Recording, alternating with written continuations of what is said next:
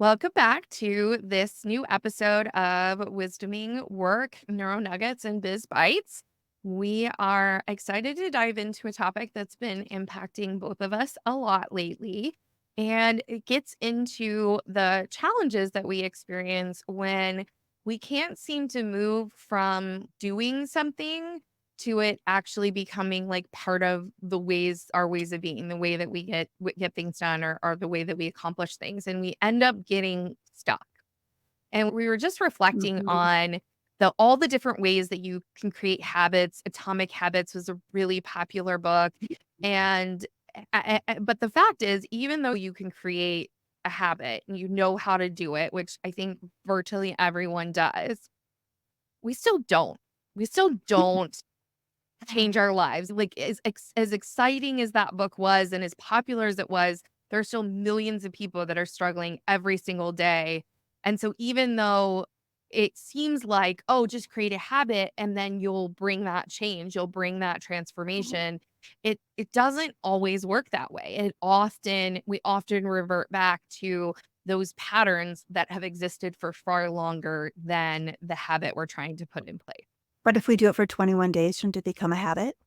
And think about how long those neural pathways were forming, right? So Mhm. our habits, our patterns are really our neural pathways. So the whole idea of creating habits is trying to reinforce a new neural pathway. Now, here's where the problem comes in. If there's another pathway that's blocking it, if there's something else that's in contradiction to what you're trying to Mm. create, then it doesn't matter. You'd have to repeat it for a very long period of time, like maybe the 30 years or 40 years or however long you've been living and created the first one in order to, by sheer will or by sheer practice, replace it, right? Change it. I'm excited to hear your thoughts on this because I know this is your deep dive and your, like, total energy on this. Because I feel like I personally am probably the perfect person that I go in spurts where I feel like, "Oh, I got this. I can do this," and all of a sudden I'm like, "Shit, what happened? I had this, so like, And what how went often do you wrong?" see it with your clients, where your clients, you Yeah. work through something with them, they are like excited about it, they do an intensive with you, but then it's not sustained? Mhm. That's something. Tell me, like, how often do you see that happen? I would say, and this is an interesting thing too, because in my work, I'm also diving into the nervous system piece of this and working through some of those emotional barriers of like why it's not sticking. So I feel like I'm just at the tip of the iceberg of that. But to really realize like the things that don't stick are typically the things, okay, so like the stuff that they don't want to address. And then they're like, okay, I'm going to like looking at their numbers, for example, right? Like a lot of people don't want to do that. I'm surprised at how often like they don't even track it. They don't want to. But as soon as we do it, then it opens up like this amazing world to them. And it's exciting and it's good for a while. Yeah, and you can use willpower works for a while. Yeah. Like, I can Absolutely. force myself to do something for a while, but Yeah. I have to be consciously focused on the doing of it. So the way I like to think about this is, imagine how much easier your life would be if you didn't have to consciously think about Mm, the things that you're doing in order to make mhm, sure that you do that. mhm. We all know that there are things that we can do unconsciously.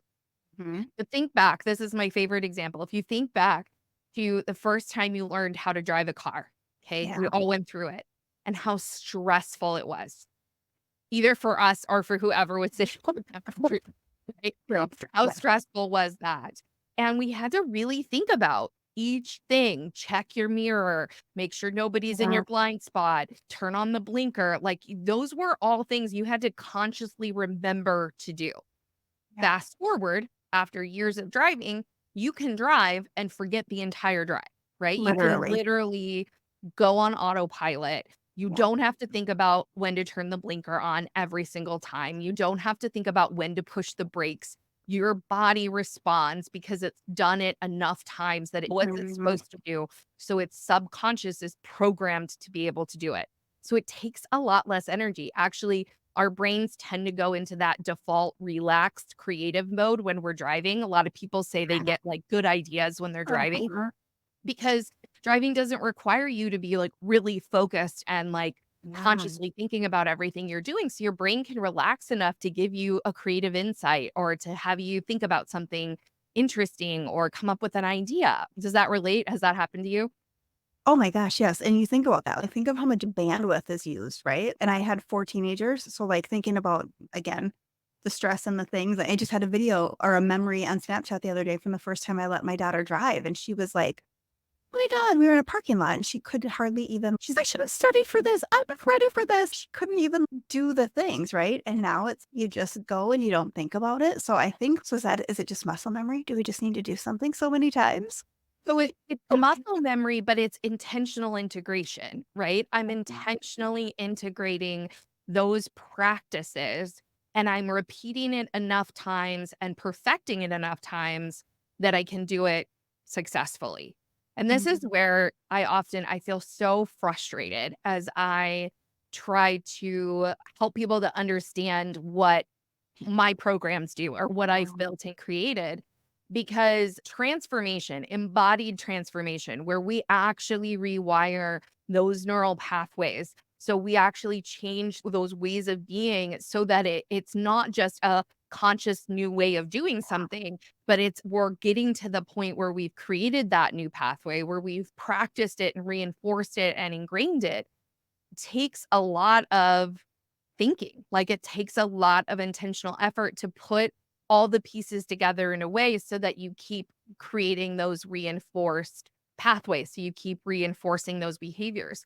And so what I often see is a lot of organizations it's really easy actually to create and sell really simple training programs or development programs. Mhm. Here's a course on emotional intelligence. Here's a course on how to set expectation, or here's a course on how to set goals, right? So there's these individual, very specific courses, and we take them, but we don't have a single framework with which to connect it all back together. And Mhm. so we learn the what to do, why it's important to do it, and how to do it. And then it's okay, go do it. Go ahead, go off and do it.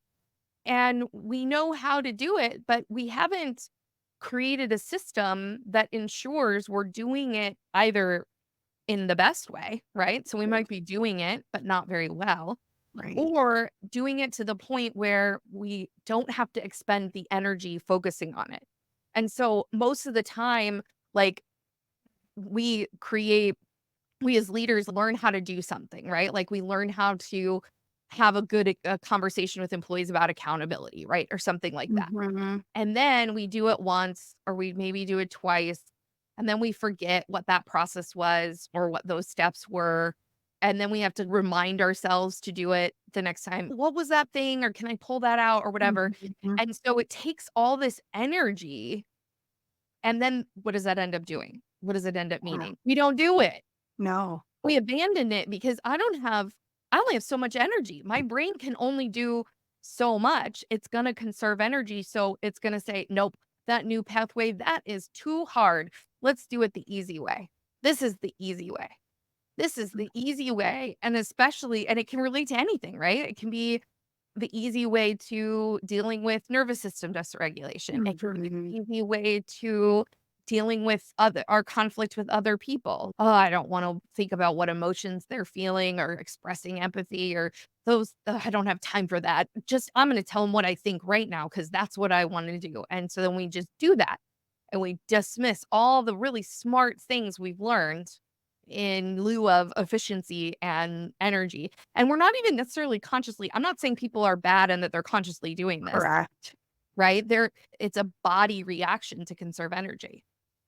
I think that's so true, and it made me think of a few years ago when I was pivoting in my business, I came up with a weekly rhythm sheet because I wanted to make sure I was doing so much, right? Like, I was like, "I don't wanna forget this, and I don't wanna forget that," and it kept me accountable for a little bit, and then I had it hung up and then I came down and all of the things. And at a new client that was just starting to do some new things in her business, I was like, I have the sheet that I used to use. Let me see if it's going to be helpful for you. And I pulled it out and I was like, okay, like I still regularly probably do 60 to 70% of the things on that list.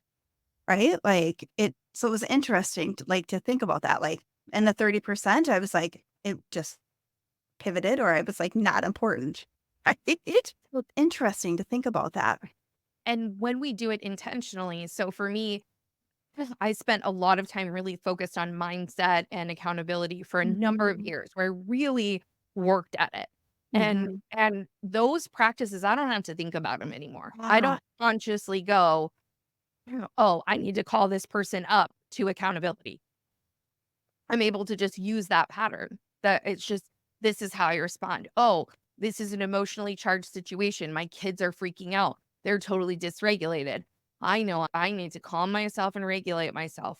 And I'm not even doing it consciously anymore. I'm just more. doing it because I know like my body just goes into we got to regulate mode because otherwise everything's going to spiral. So have you found, is there certain practices or things that ingrain these changes quickly? Or is it like you do that and you found you had good results. So then it on a visceral level keeps us going to do it. And because you've trained so many teams and so many things too. I'm curious on what. Yeah. So there's a whole bunch of things you can do to increase your success rate. And one of the things I've done in our programs, which is part of why my programs are so complex in comparison to anything Mhm, else you'll see out there, and mhm. not complex for the end user. You're the recipient of Yeah. all that smart intertwining of those things. But there are things like subconscious, having colors match so that you subconsciously make connections to different things. So any Mhm, of the senses our brains and bodies will pick up on and draw a subconscious connection to. So if you want to get in a certain type of state, you can use like a smell to get yourself into that state. You can use a sound. There's all kinds of really effective brain-based sound programs or audio files that can get your brain in the right frequency state to be able to learn or to focus, which are different frequencies, right? Or be creative, which is that more of that default mode. You want your brain in a different mode of operating. So there's lots of tools and techniques that we can use, but you have to know to use them, make sure that you use them and include them. And then that in and of itself becomes the hurdle, right? Oh, that's just one more thing I don't already know how to do. So, one of the keys that we figured out was one, relationship. So, when we're doing it together, when I'm mhm, not on my own, when it's not up to just me, but we're doing it collectively, we're doing it as a team, we're learning something, we're creating habits. That's why there's all kinds of research around why Weight Watchers was as successful as it was more about the community building even okay. than their Okay. system because there's this relationship and accountability that comes into place. And so when we commit to another human being rather than just to ourselves, we're Here's more how it'll feel. Yeah. yeah. Mhm, So mhm, those are some of those examples, but that community piece is really key. Repetition, integration. And then there are some secret sauce practices around what we talk about in a lot of our episodes with those neural networks in our head, heart, and gut, and mhm, really doing the practices to integrate what we learn. So instead of, I'm going to go attend an all day class or watch an hour-long course, what we really want to do is read one paragraph or watch one 5 minute, 2 minute video on something and then process that. mm, And then process that through what do we think about it? What do we feel about it? Action would that make us want to take? Or what can we do with what we've just learned so that we really create that pathway? We create that integration. And for things that are bigger that we want to make sure that we keep doing over and over mhm, again, we want to do that consistently. Like we want to really hone and focus on What are those actions? Creating those habits. Like we do want to use Intentional. that process, but Yeah. we want to then see, okay, what comes up when I can't do it? And that's really where Mm. everything starts to come together is, okay, we're working through this together. We're identifying something stopping me. I'm stuck. I'm blocked. I'm not doing XYZ. Why? What's come up? And you might find an answer one time and then do it again for a while. And then there's a new block. Okay, that's what's Mhm. blocking me now. Now there's this other limiting belief, or now there's this other fear, or now, because we're constantly interacting with the world and we're constantly interacting with other people. And so our brains are so plastic, right? Like they're just constantly like responding, reacting, changing, and pulling up all those patterns are like past understanding and comprehension of the world. And most of that was formed in the first 10 to 15 years of our life, right? Like arguably the first 5 actually. But Right. so much of that neural development happens really early and we just keep reinforcing and doing the same things.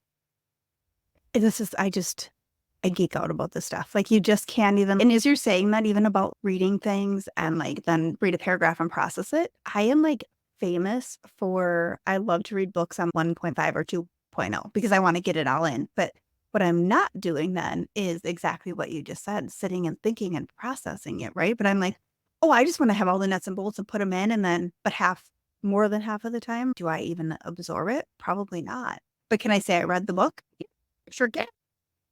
Yeah, we treat it like this is my analogy. It's like we think we're a computer where you can download a new system or upload some information and put it in a file, and now you've got that file. But Yeah. our brain doesn't do that. I can't go into my brain and be like, where's that file? I'm going to look at my bookshelf of law school books. Where's the file on civil procedure that I learned 15 years ago? Or Mm. where's that file on contract law or wills, trust, and estates? Let me pull that up. What? And just on a whim, be able to be like, oh, yeah, what's that trust law from whatever, right? Like my brain may or may not recall it. I certainly can't do it on demand Right. 15 years later. That's not how our brains work. It's amazing, and it's such a good you think you know that, but to actually talk through that and be like, "Oh, no." And I love, and I think this is why your programs are extra successful is because you do so much teamwork stuff. Like, you get them to be in that community and that even think about us, how often we're, like, back and forth between, "Hey, what about this? How about this?" There is just that. What's really funny too, I wasn't feeling good earlier, but I woke up and I was the song, I don't know who sings it. Is it Jelly Roll? Or I don't know who it is, but the I don't wanna be a one-man band. So but that's been in my head all day, so it's so crazy too that we're And that totally happens, right? Like our brains, God, they're so cool. Okay. I geek out on this, obviously. I've formed my life around it. But our brains and bodies are so cool in that when we pay attention to certain things or we notice certain things, our brains are going to pick up on things that are most relevant and helpful to us. And so if it's bringing up a song like that, right? Like it's bringing up, or have you ever had your brain bring up like a random memory Mhm. that you didn't even know you still had, and all of a sudden it was triggered, and you're like, what? Why? Why is that here? And if you spend a little bit of time, you'll probably find a connection that your brain is Mhm. offering that up, or your neural networks are offering that up for a reason. It's going to help you in some way. But we actually spend a lot of our time ignoring the messages our 100%. brains are Wow. trying to communicate to us. And then we do ourselves a disservice because we're actually not taking advantage of the wisdom and the things that we've acquired and understanding what's going on. I love that. I think I'm thinking about, like, our little nugget for people today. To me, I love what you say, but I always write notes when we talk. I just a nerd like that. Like, your brain just process it. I'm a purple breath or writer. But I think, like, just being intentional and listening to ourselves when we have those thoughts and those brain like, those moments, like, just taking the time to just sit in it. because we get so on autopilot. At least I do. It's Yeah. we just get so forced with that. But how beautiful is it to sit and actually think about even reading something and then just thinking about it, like versus pounding through it just to get done. If that's not the American way, I don't know what is. Well, I love that you talked about, like, our messages back and forth. So, like, you and I and another of our friends, Kara, like, I message back with almost every day Yeah. in 1 to 2-minute messages Oh, of, "Hey, I just had this thought," or, "Hey, I've been feeling like this," or and there's a witnessing that happens yes. and a Yes. processing that happens in our neural networks by sharing that.